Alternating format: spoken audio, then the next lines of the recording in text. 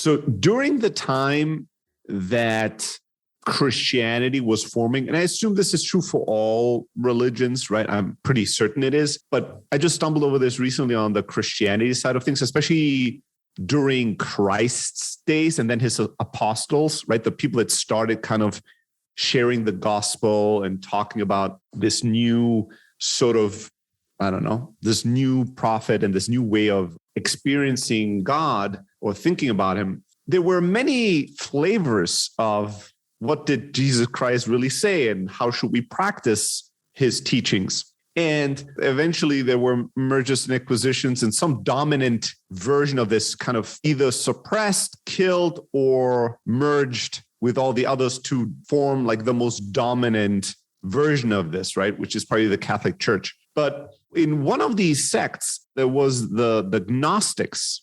And what I found interesting about the Gnostics is it comes from a Greek word, gnosis, which is like to know, like to have knowledge, to really know something. And I didn't go too deep. I have a couple of books I downloaded on the Kindle, but I haven't really touched on them. I need to get off religion for a little while. Like the last book of Kazantzakis really gave me the business, and I need a little bit of a break. But from the little bit of Wikipedia research and one or two little summaries here and there and things that I read, one of the cool things I find fascinating about the Gnostics is that they sort of had a version, as far as I can tell, from like Jesus Christ that seems much more interesting to me.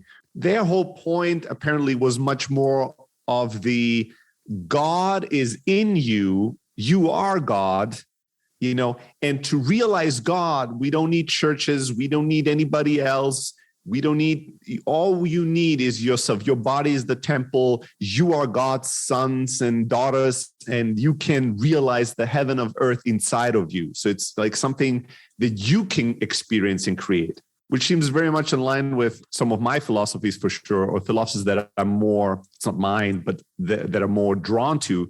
And a lot of the religious kind of Old Testament stories, they have versions of it that are the exact opposite. It's the same story, but it's flipped upside down. I just love that this exists. It's so obvious that it must exist, but I still am delighted to discover it. It's still refreshing to me to even think about it. So take the whole Adam and Eve story in the Garden of Eden. And then like in the Catholic version of this, it's sort of, or not just Catholic, the Jewish version probably is similar, Old Testament version. It's sort of this God that's very much like a dictator. And he's benevolent, but he's like, children, I'm going to give you this perfect life, which you're not going to appreciate because you know nothing about anything else.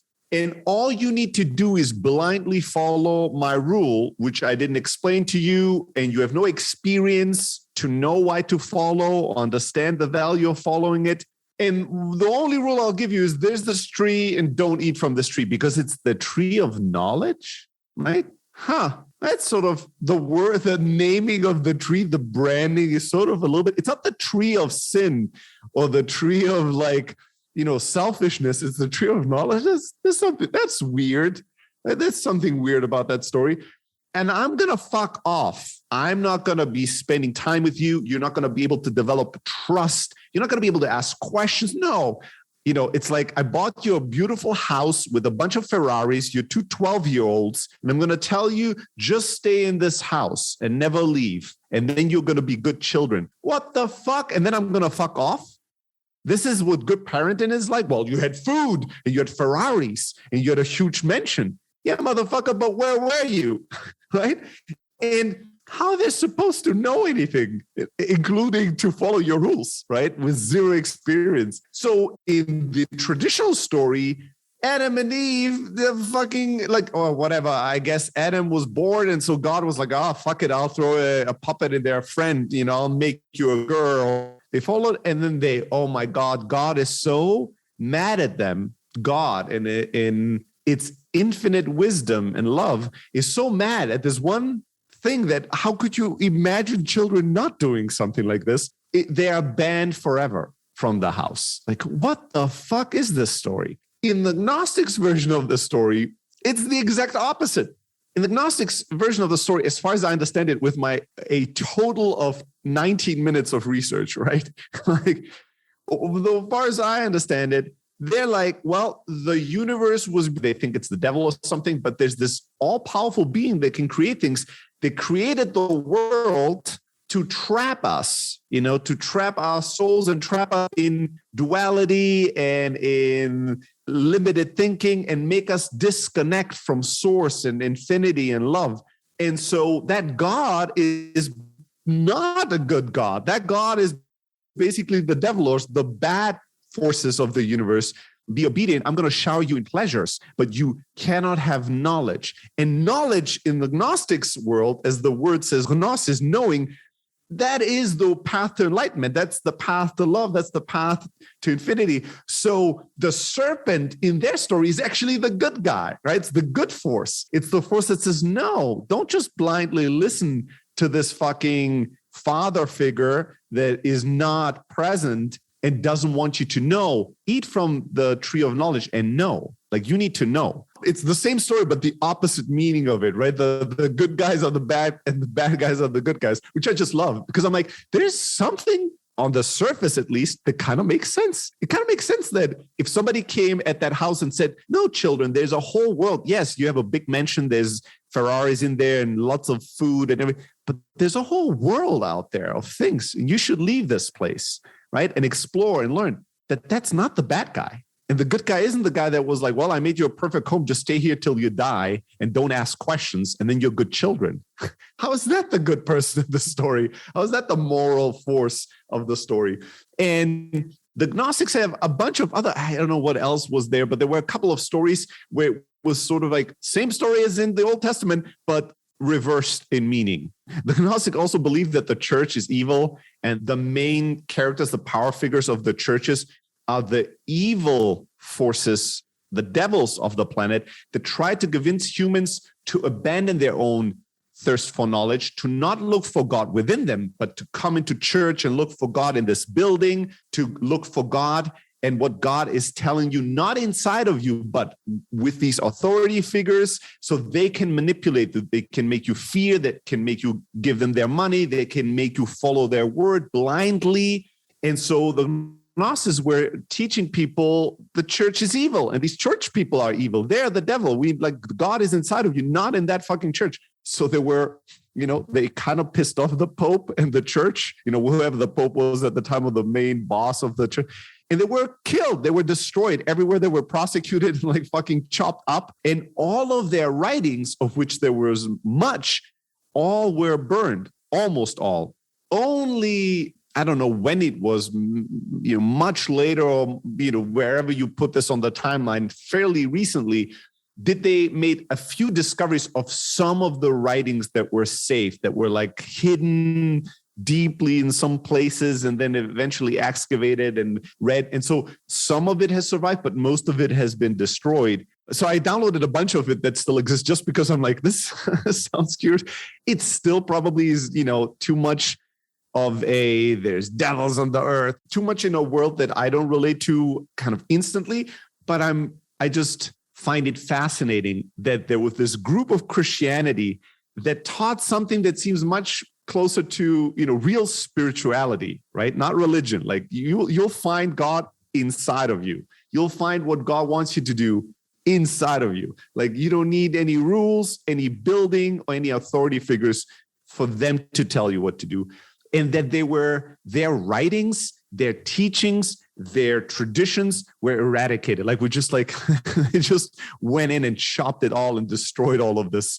I'm like, isn't that funny? Isn't that curious? And then somewhere, I would have to go back to really be able to refer to it, but somewhere there was a reference to the Library of Alexandria. Maybe it had some of the Gnostic books there, maybe related to some other way, but it again made me think of all the knowledge, all the lost knowledge of humanity. We sort of kind of live in today's world on the foundational hypothesis that we really know all there is to know, and we know most of the things that are really like advanced and sophisticated and true. And so the old things we knew that we've forgotten, probably not that big of a deal, probably more of a like a novelty, like, oh, interesting that back then they believed this thing, but not that it could add anything to our understanding of the world, the universe, ourselves. We have this kind of arrogance that we believe we really have the best, most up-to-date knowledge. What could these old, the societies, civilizations, and people, what could they really have known that we don't already know? But then you have to ask, there's all these things in our past that are completely inexplainable to us. Like sometimes, we talked about this recently when I went on my mystery trip of there's certain things about the pyramids and many other areas of life where like, we don't know how these people knew this stuff, or we don't know how they did certain things. With today's knowledge, we still can't quite figure it out. How is that possible? So there must have been knowledge, not necessarily that is measured one-to-one with whatever, I don't know, computer science today, but a type of knowledge that was more advanced in certain ways. Like people were able to build things using some type of knowledge that we've lost in modern architecture and modern way of building things.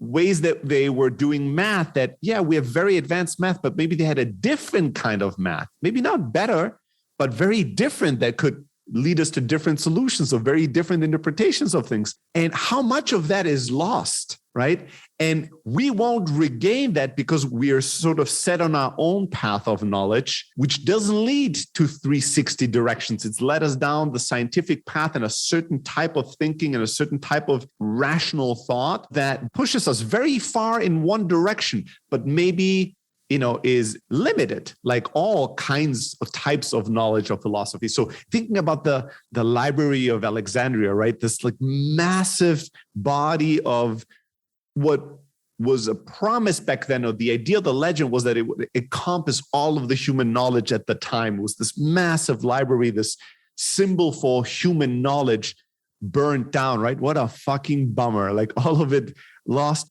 Much of it probably things we still know, much of it maybe not as important, but what if there were a couple of things that would shift our understanding of ourselves, the world, the universe, math, science, because it's so opposite to our way of thinking, but still very brilliant or very useful, valuable. That sort of thing started roaming in the back of my mind. That's one of the things that's so incredible about humanity is how diverse we are. Right? People are just so different. The way we think is so different. And any direction your mind can wander, millions of people have wandered there, but also wandered in the opposite direction. And people have gone so deep on certain things. I mean, even weird things. I remember when I was in Austin and I had this volleyball court right in front of my balcony. I would watch people doing volleyball classes in the morning, and how the teachers would teach people, like their students, how to learn to play volleyball and how to learn the different techniques and the movement on the sand and all. And I thought, it's incredible. There's, for everything I can think of, there's thousands and thousands of people that gone so deep that they've made this a science, that they perfected it, that they know how do you warm up for this task? How do you move? How do you breathe? How do you have to move your hands? There's a whole body of knowledge on anything. Doesn't matter if it's an area of leisure, a game, like a fun little game that we play, or it's some sort of a, postal marks. Like, there are books and books and books and communities of people that have studied postal marks from centuries ago and know what makes one valuable and have built rules and a whole system of values. And nothing I can look at. If you look around your room, from the coffee that I have here, over my phone, over my books, over this table, over this microphone, anywhere my eyes, my fucking shirt that I'm wearing, anything I can look at, there is an army of people that have studied it and made it a whole universe that I'm quite oblivious to, right? Because I'm not an expert in. And think about how much of this exists, like fucking flies, bees, worms, anything in nature. It's unlimited, which is part of its beauty. It's the diversity. If everyone was just interested in what I was interested in, how poor would the world be? How poor would my life be? But it's in that incredibly explosive and expansive diversity of interest, opinions, desires, studies that the world is beautiful. And how could it be that taking knowledge that probably was more different from us, so would add to the diversity, would add to the expensiveness of what we can experience or think about, a way of exploring things. How could that be a bad thing? It's sort of, or not enriching. It's sort of like saying if classical music had been lost forever, like all the notes were destroyed, all the instruments were destroyed, all the memories of it gone. We know about music today. We play all the notes. We play them in many varieties. We have music. How could it be bad if some old music doesn't exist? Like, who cares? It's like, are you shitting me? If classical music didn't exist, it would not make life more poor. It would not make every single person's life, no matter if you like classical music or not, you've been touched by it. It has influenced some areas of life that now influence you. Oh, if jazz didn't exist, who cares, right? It's just one form of music. We have so many forms of music. Are you shitting me? Right? And in the same way, it's like, well, some old books were destroyed, and it's a bummer. We don't know what they knew back then. These little people, these old people, there's not as advanced people. But, it is what it is. But we're certainly not lacking any real knowledge. We have all the knowledge that ever existed on this planet today. We have the most advanced, most up-to-date knowledge. Maybe, but probably not, right?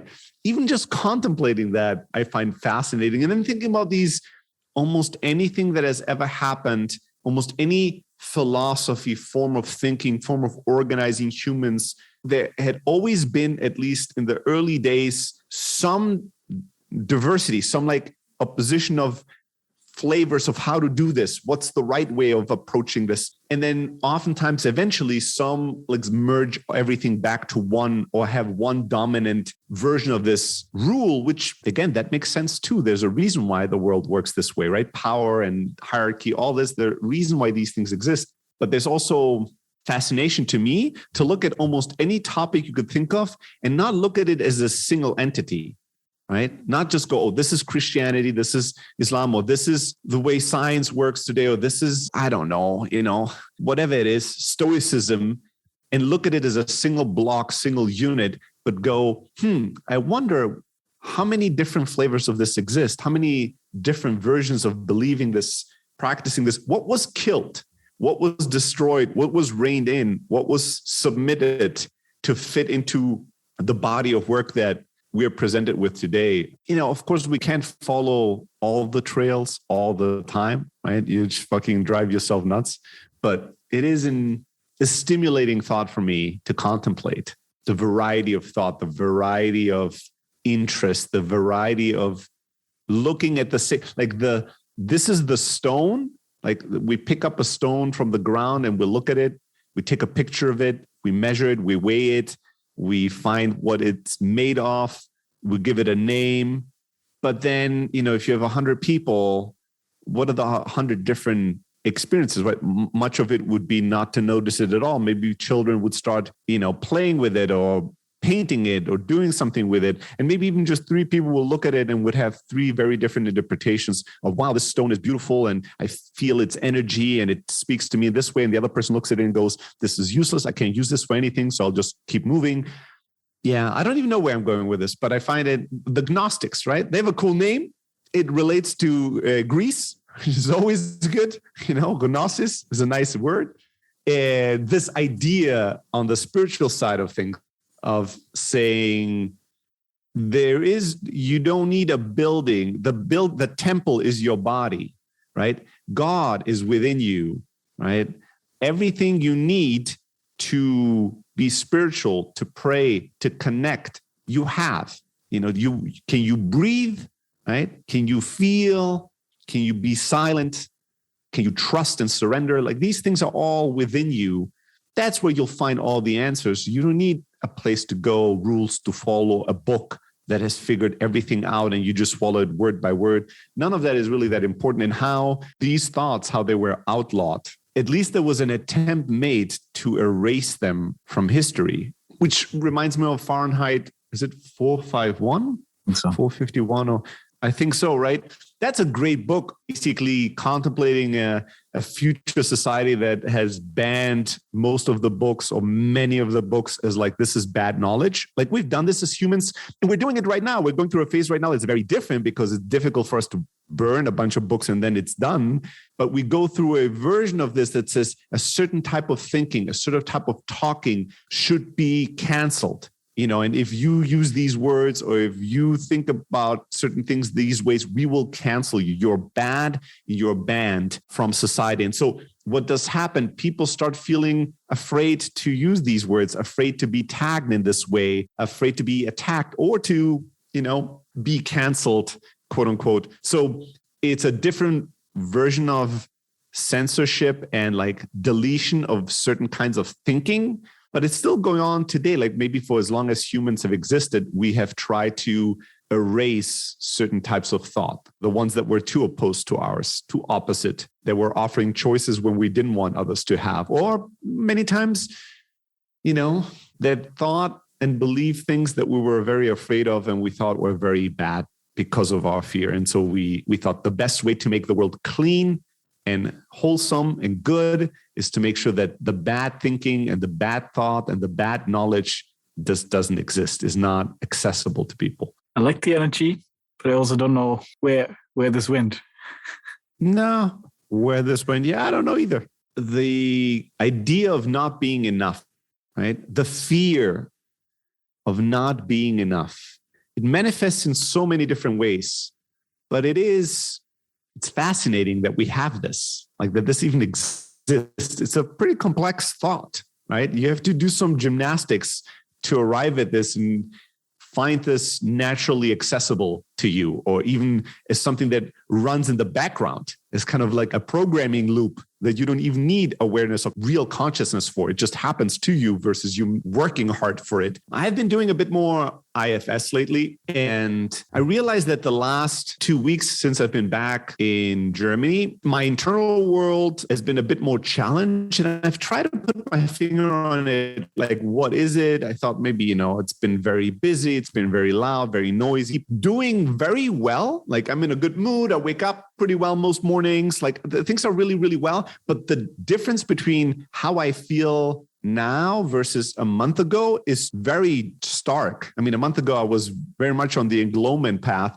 So the difference is so stark that it's hard for me not to notice and to be like, this is not as awesome as it was before, just like wrestling with it a little bit. And this is something I've always had. I feel like for 2 months, it sort of dissolved and was not as present anymore. And the last 2 weeks, it got hold of me again, much more so, which is this part of me that is very relentless in downplaying everything that I do. And it really all flows into the river of, this is not enough, which I have to ask myself, why do I think that all these things aren't enough? There's a fear behind it. I have to assume that I am not enough if I don't do more. Like do more or else. What is the else? The else is you're not enough. And I realized this morning. This morning, I did a bunch of stuff. Now we're recording the podcast. And every morning has been similar to this morning. I'll go through the list of things I'm doing before it's noon. And where I end up is that after lunch, I sort of have this inner voice that goes, wow, the first half of the day is gone. You haven't done anything. Now, let me recount what I do every morning, what I did this morning. I woke up, I read for half an hour. Then I did mantras for half an hour. Then I played the bass and the guitar for like 10, 15 minutes. I made breakfast. I went down and I swam. I came up and I did a workout with a kettlebell. I did yoga. I took a shower. And I'm recording a podcast. And I think I missed something, right? This was my morning, but my feeling, so I did yoga, I worked out, I went swimming, I did mantras, I wrote for like 40 minutes. I wrote, I read, I recorded an hour podcast. Like I did what somebody would consider a great week worth of doing personal development and inner work and spiritual practice. This week I did some writing. This week I did some reading. This week I did some yoga. This week I went swimming. This week I did a workout. This week I did some mantras. This week I recorded my thoughts for a podcast. Like, that's a full week of an achiever. For somebody, this would be a month. For somebody, they will set this as a goal and a whole year will pass by and they won't be able to collect this list of things that they've done. To me, it's been my every morning, but my feeling, like when I would eat lunch, there'd be this voice whispering in my right ear, what the fuck? The day's like half the day is gone and we haven't done anything. We've barely done anything. And I hadn't had this voice in a long time. It reappeared in the last 2 weeks. And so I thought, holy shit, this is not an unknown voice, right? I don't know if this is the inner critic or somebody else, but this is something very familiar to me. And it's not that it's not right or that there's no version of this that I could agree with. It's that it's so extreme. I'll give you an example. I went swimming, but if you ask me, Stelly, did you go swimming today? It would be painful for me to say yes. Why? I only swam for 15 minutes. Now, who gives a fuck? I went like into the fucking ice cold water and I swam nonstop for 15 minutes and then it was enough. I want to take a shower at a million. Why isn't that swimming? But there's a part of me, there's a critic, there's a standard setter that's like, when you say you went swimming, it has to be a lake and it has to be for at least an hour or something. Like you ocean, like you do it, even the pool, you do it for an hour, you did it. You do it for 20 minutes, yeah, you dabbled in it, you know? You got into the water, but you didn't I got swim. into the water, right? Yes, I didn't really swim. The workout I did, I have this kettlebell here. I don't really work out with a kettlebell, but I've been kind of curious about it. And today I did sort of a half-ass doing a number of kettlebell routines that I've never done before, pushing myself to a degree where it was an exercise, but not pushing myself too hard because I'm not comfortable. I don't know, am I doing all these routines correctly or not? So I kind of like did a workout that was not 100%, but it was still a workout. But in my mind, it's like, yeah, but it wasn't really. It's not really a workout. And I mean, the podcast is a sort of thing where I'm like, I do this every day. This isn't, it's hard for me to even consider this as something I've done. It's just like, sure, I recorded a podcast, but now at a time where I wouldn't recording something would be a big thing. Like I would look at it and go, yeah, motherfucker. Now, if we record an album, right? Or if we do an audiobook or recording session, or if we do something that really pushes me, I'll go, wow, I did something. But doing an hour of the Inner Work podcast recording, it's sort of like, yeah, I mean, I don't know. That's not really anything I can consider something I've done, work, something worth highlighting or even bringing it up. Yoga, when I first started doing an hour of yoga, it was a monumental thing. It was very fulfilling to me. It was very challenging. Now I do an hour and it's sort of like, yeah, sure. I ate some cereal and then I did an hour of yoga. I mean, I also brushed my teeth. I don't bring this up as like, what did you do this morning? It's fallen in that category. The thing is, there's a lot of fucking things in the category of brushing my teeth, right? Like meditating, yoga, swimming, writing, recording a podcast, and they're all just like, yeah, I mean, I showered and brushed my teeth. That's not in my list of things I've done today. Well, if I expand more and more of my day into the list of, I just do this every day and it doesn't matter, well, then it's very hard for me to be satisfied about anything. Like, where is there's nothing to be satisfied about or to feel accomplished on. And just as it's unhealthy, I think it's this same coin, different side phenomena where, there are people we all know that on the exact opposite end of the spectrum, right? I don't know what to call that. They're not hypercritical or always unsatisfied or never enough.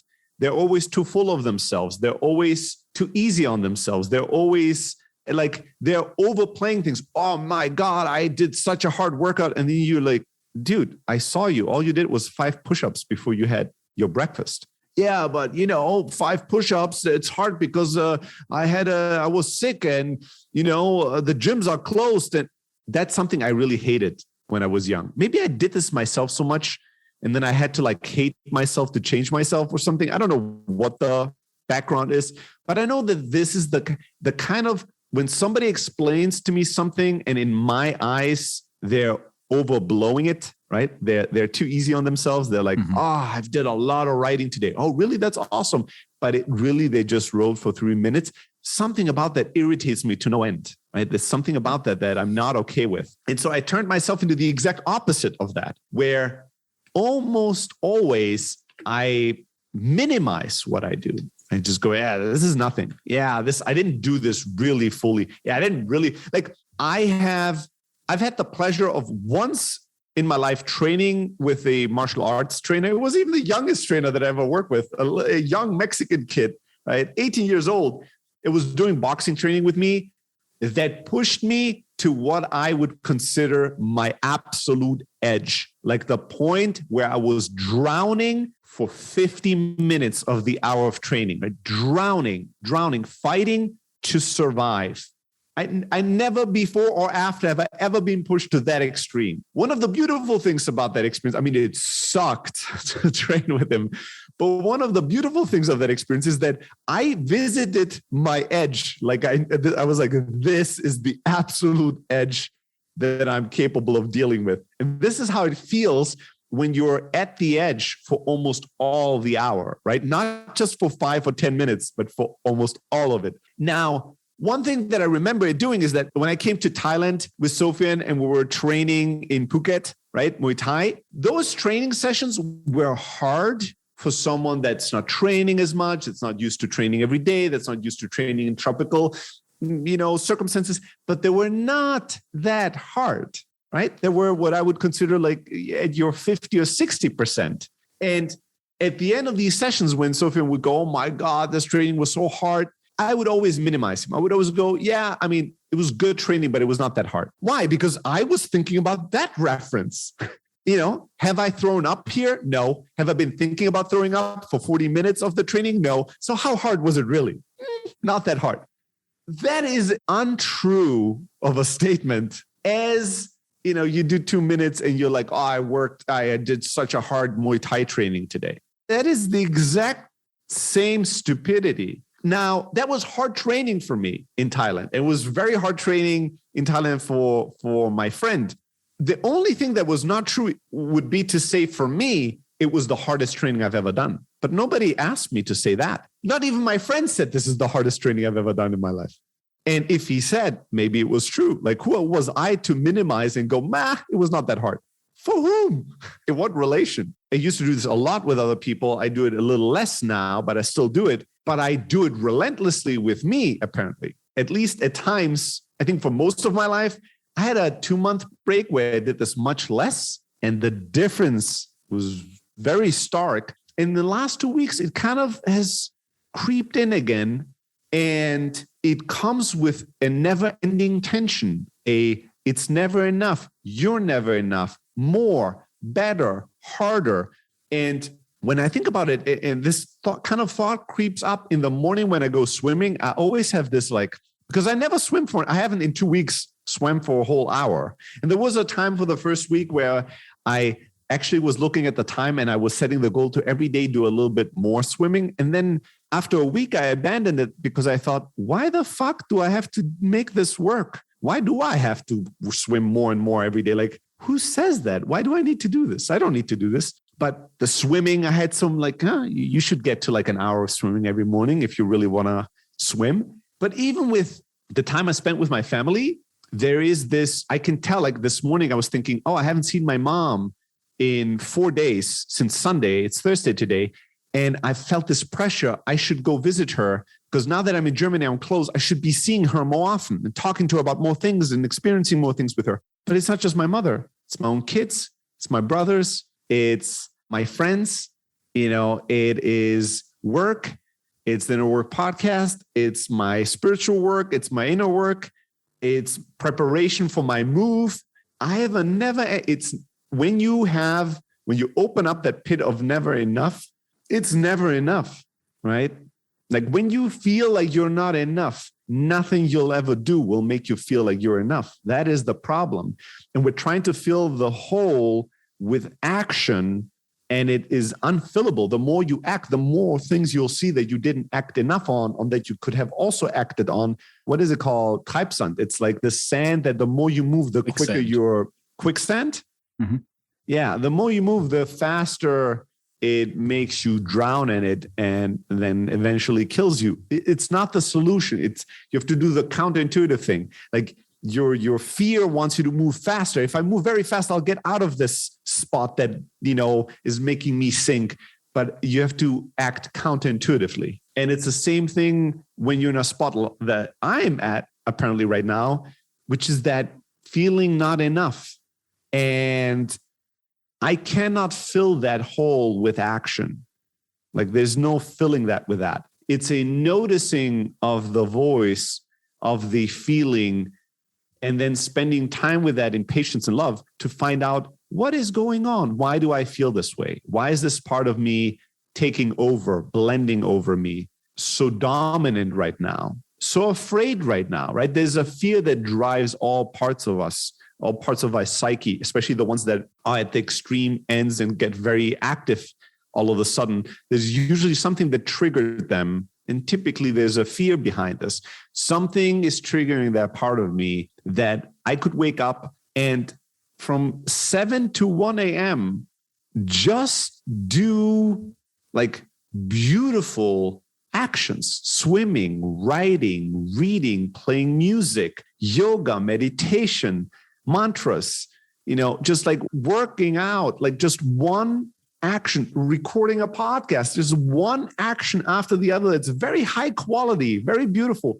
And to end it with a feeling of, you wasted the morning, you didn't even do anything. There's a level of insanity here that is just as stupid as saying, this week I'm going to work really hard on my writing, and then writing an email to a friend that's 2 sentences and then going, I did some writing this week, not as much as I did. It was a start.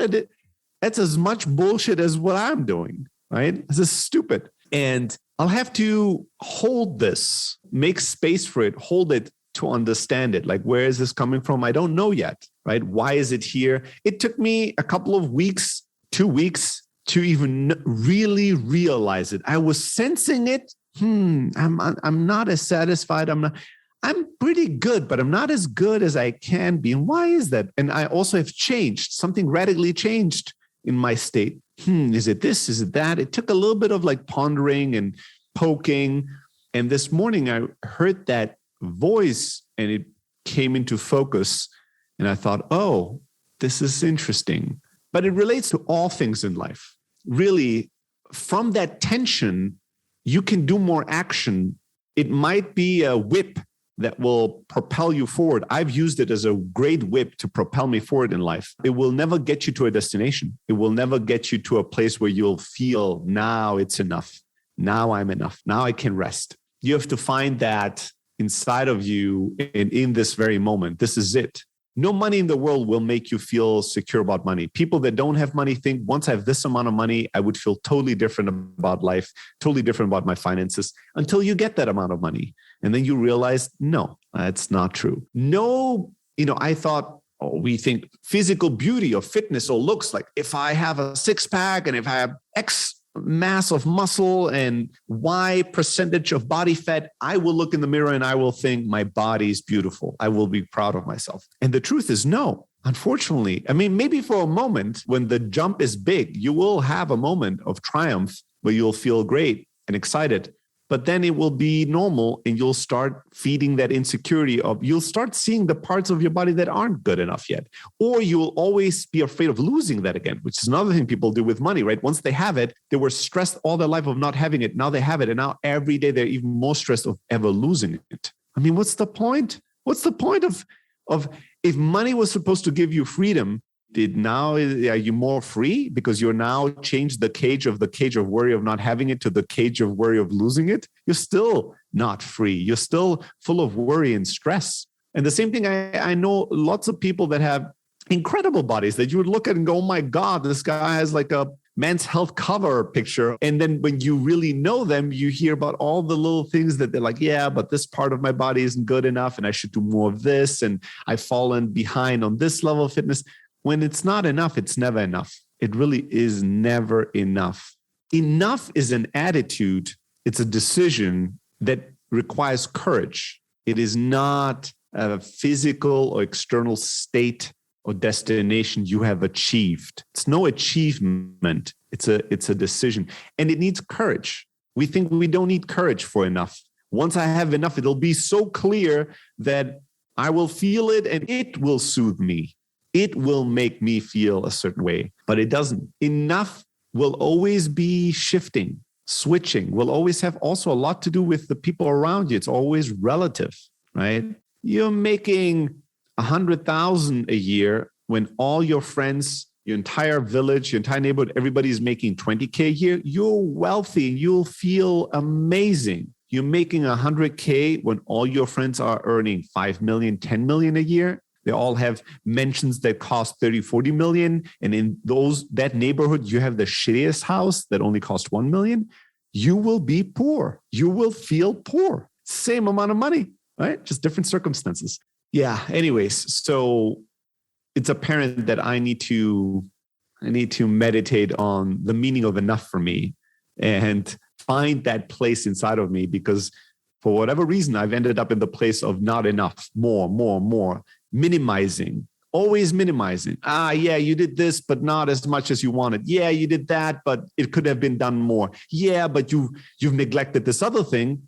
And in that state, in that voice, dude, there's nothing I could do today, nothing that will satisfy that voice. Like the day only has that many hours. I could fill it with incredible action and find things I didn't do, things I could have done more or better. At the end of that day, I would criticize myself for not being more thoughtful. Why did you work so much? Now you're exhausted. You have to work. You have to be better at taking rest, prioritizing. Like in that state, I'm not going to be able to enjoy life as much as I like to enjoy it. And dude, I've had an incredible morning. It's such a beautiful morning. I've done so many things I really like that are very fulfilling, but I have to arrive at being present for them, or this quicksand that I'm finding myself in is going to envelope me and put me in a dark place. There's also some things where like you can do them and they're good for you and they're the right thing to do, but they don't kind of give you a sense of progress towards something, right? Like I have that sometimes where I'm like, I know it's good if I do them, right? But I don't feel I'm like moving towards something, some goal or some achievement or something. And then for me, sometimes I feel like I'm indulging in, I don't know, I'm taking care of myself. What the fuck? I could be doing this. I could be doing that. I kind of, as if I own something to the world and I'm not giving it. Yeah, I think that definitely has played a role for me in the past. Like it's incredibly satisfying to feel a sense of progression in life. And even if your life is really great, it might feel very unsatisfying or unfulfilling when you feel like there's no movement. But even that, I find that sometimes progression is made in leaps. And I find that that's the easiest for us to realize and celebrate. And when we make a big leap, it's so noticeable that it's kind of very exciting. But most of the time, progress happens in these tiny, almost unnoticeable steps. And that requires real awareness to notice and to acknowledge and to appreciate, because, maybe that comes back to the discovery of slowness, right? Like patience. That requires a sort of slowing things down or seeing with slower eyes, with more patient eyes, looking at your life with more patient eyes and seeing the pattern that emerges that gives you the feedback that, yeah, things are progressing quite radically, but you're not leaping, but that doesn't matter. You might end up in a much further place with this type of progress if you keep it up than with a bombastic leap. That requires a different way of looking at your life. Like you have to slow things down in some way and look more holistically. And that's tough to do because like most of the comparisons that we do are very, short term, like last few weeks sort of a thing. And we're, again, based on the attitude we're in, we can be very selective. Like if you're in a state of it's not enough, you will not look at the areas where you've progressed. Right? Your mind will not go there. It'll ultimately just look at the areas where you really have not progressed. to amplify the proof that, right? It's like what the thinker thinks, the prover proves. It's your mind goes to prove this feeling. It doesn't go to disprove it most of the time. But you don't really, life, if it's true that life doesn't owe us anything, which I believe is true, like once you're born, like this world and life is not indebted in us. Like it doesn't owe us. Nothing is owed to us. If life doesn't owe us anything, then why do we owe the world or life anything, right? Why do we owe it to be productive, to be progressing, to be this, that, or the other? Those things will get rewarded, right? And we might want the reward, but that's very different from us always feeling indebted and working off our debt that is accruing such high interest that it's never enough. We don't owe anybody anything. You need to be able to provide for yourself, whatever it is that you want to be able to provide for yourself, right? Eat, sleep, have a roof over your head. Those are kind of basic survival things. You'll have to do something to own that, to earn that. Anything past that, finding love, building a family, progressing in career, progressing spiritually, being beautiful, being fit, being healthy, these things we might want to attain, we might want to experience, but we don't owe this to an external party. And when we're not doing it, we need to feel guilt and shame. We need to feel like, oh, my life isn't my life. This is also probably a very modern neurosis that has been, drilled into us, that I have a great life, but the problem is I haven't really progressed much. Like that probably at some point was an unthinkable thought. Like if you told somebody this would have broken some brains at least. And again, there's a difference between, I feel I have created a sort of life that seemed meaningful to a older or younger self of myself. And now that I'm here, I find that it's not for me, versus I am living a life that I really like. This is really fulfilling, but I have this neurosis, this fear that it should never feel this way for too long, because then you're wasting something. You're wasting your life, right? This reminds me always be striving for more. Yeah, this reminds me again of Momo and the barber, who has like this little barber shop, right? He loves the work, he loves the customers and everything, right? And then the gray man come and they're like, oh, well, you could be doing this and that and this, and then you would have so much more, right? And then he gets hooked on that. And we all kind of have those little gray men within ourselves. Yeah, we all have these gray little men for sure that are telling us, you could be doing more for society. You could be doing more so that people think you're great. You could be doing more and be more to be really sure that you're not wasting. Like the cool thing about Momo is that this concept of wasting life from the gray man perspective is that you're not squeezing as much economical productivity out of it that every second of your life could offer, versus Momo's counter version of what means to use your time well is to be able to be there for it, present, to enjoy it, to share it with the people you love, to have a lot of it. To be wealthy in time means you have much of it and you spend it with the people you want in ways that are really fulfilling for you. That's really the good use of time, versus the little gray man are like, no, that's a waste of time. That's terrible. What is being accomplished by you having time and enjoying it and sharing it?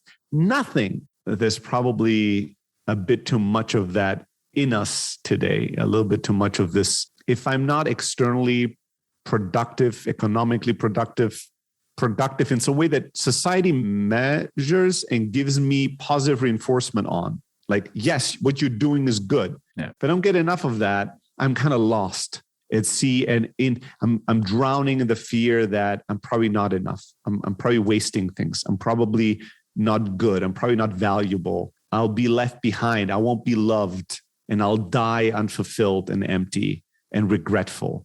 That's kind of the psychosis, the neurosis that we have, at some early age, that we're like, oh, I need more. So this never happens, not realizing that that's not necessarily is gonna get us at the point. Nobody, when you read accounts of people in their deathbed and the regrets they have, it's very rare that you read regrets of the sort of, I wish I'd worked more. I wish I'd have dieted harder. I wish I had been even more disciplined. It's usually, I wish I had taken this risk. I wish I had spent more time with the people I love. I wish I'd told the people that I love what they really mean to me. I wish I'd lived my truth more fully instead of doing what I thought everybody else wanted of me and society approved of. Those are the typical deep regrets people have at the end of their life. Not, I wish every morning I did swim 30 minutes instead of 20. That's my big regret at the end. I wish I would have worked harder for that promotion. In their 80s at the deathbed, they're like, in 1942, I wish I had worked harder to get the promotion earlier and it took me 2 years longer. And this is the thing that will not give me peace dying today, 40 years later. It's like, yeah, no.